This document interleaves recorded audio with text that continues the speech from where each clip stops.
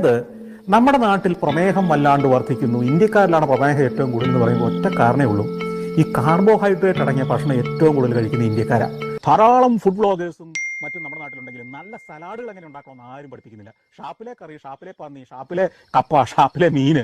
നമ്മുടെ ആൾക്കാർ പച്ചക്കറി അല്ലെ സലാഡുകൾ ഉപയോഗിക്കാത്തതിന്റെ ഒരു കാരണം അതിന് രുചിയില്ല എന്നതുകൊണ്ടാണ്. പക്ഷെ അമേരിക്കക്കാര് കുറച്ചുകൂടെ ടേസ്റ്റി ആയിട്ടും ശാസ്ത്രീയമായിട്ടും ഉണ്ടാക്കുക പല സാധനങ്ങൾ, പലതരം ഇലകൾ, ക്യാബേജ്, മാംസം ഉണ്ടാവും, ചിക്കൻ, അങ്ങനെയൊക്കെയുള്ള സാധനങ്ങൾ, നമ്മുടെ നാട്ടിലെ റസ്കിന്റെ ക്യൂബുകൾ പോലത്തെ സാധനങ്ങൾ, അതൊക്കെ ഇതിനകത്ത് ചേർക്കാം. കൂടാതെ തന്നെ ചീസ് ചേർക്കും. ചീസ് വളരെ പ്രധാനപ്പെട്ട ഒരു സാധനം ഇതിനകത്ത്. അതുകൂടാതെ ഇതിന്റെ പുറമെ ഒരു ഡ്രസ്സിങ് ഒഴിക്കും. ഡ്രസ്സിംഗ് എന്ന് പറഞ്ഞാൽ ഇതിന് രുചി കൊണ്ടിരുന്ന ഒരു സാധനമാണ്. വെറും പച്ചക്കറിയുടെ രുചിയില്ലായ്മയല്ല കഴിക്കുന്നത്, രുചിയുള്ള ഡ്രസ്സിങ്ങൂടെ ചേർത്ത് ഈ സായിപ്പ് അമേരിക്കയിലൊക്കെ ഇവർ ഈ സലാഡ് കഴിക്കുന്നത് പോലെ ഉണ്ടാക്കി.